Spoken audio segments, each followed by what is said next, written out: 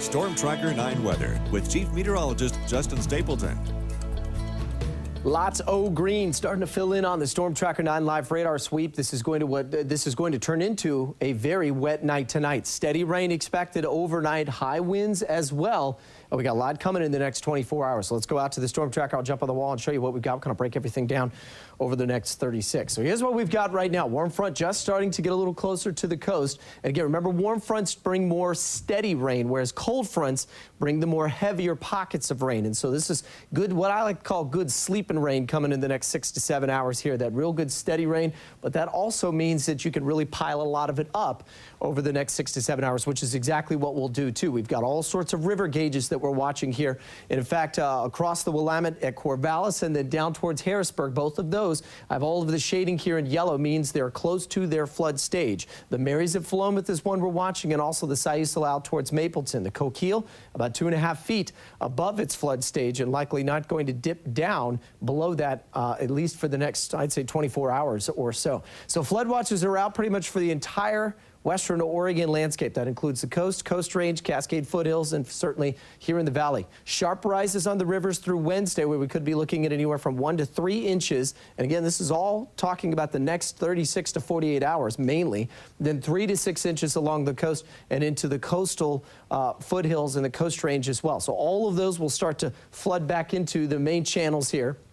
And that's why we have the flood concerns over the area rivers that we're watching. We're also watching for high winds tonight. High wind warnings are along the coast. Start at midnight tonight. Right now you can see the Storm Tracker winds, not too bad. Everybody below around 15, 20 miles an hour. But we'll see the strongest winds early tomorrow, just after midnight through around 10 a.m. We could see wind gusts in excess of 50 to 65, maybe 70 miles an hour as you get out towards the jetties and the headlands out towards the dunes, for example. Speaking of the dunes, 51 in Florence right now, 48 now in Eugene. You're starting to pick up on some light rain pushing on through. Will become a little more steady, a little heavier as we go overnight tonight. Same thing that we saw last week. Overnight lows where we should be for our highs this time of year.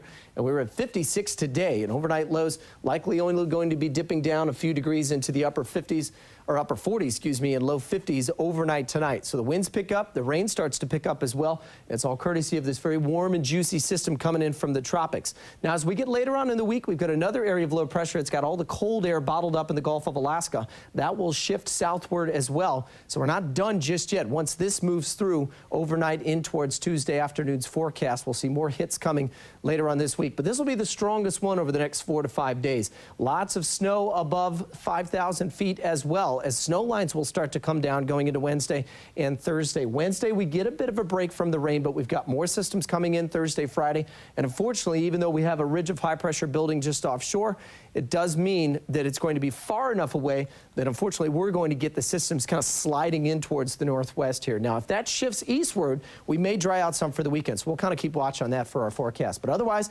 I do think we're going to see some swollen rivers from the coast all the way inland here over the next 2 to 3 days. Heavy rain tomorrow and Wednesday at times, things tapering off to scattered and isolated, but it's still rain chances though as we go into the weekend. Scattered showers in the Umpqua. Temperatures there will be in the mid-50s for tomorrow. Then you see the cooler air slide in. Now that kind of shuts things down in terms of the really, really wet weather, but there is still a chance we get smaller systems moving in over the next couple of days as we head into the weekend. 1 to 2 inches of snow above 4,000 feet. What starts off as rain will become all snow in the Cascades as we head to Wednesday and Thursday. In Bend and Redmond, isolated showers tomorrow. Scattered rain showers Wednesday that start to mix in some snow by Thursday and Friday morning.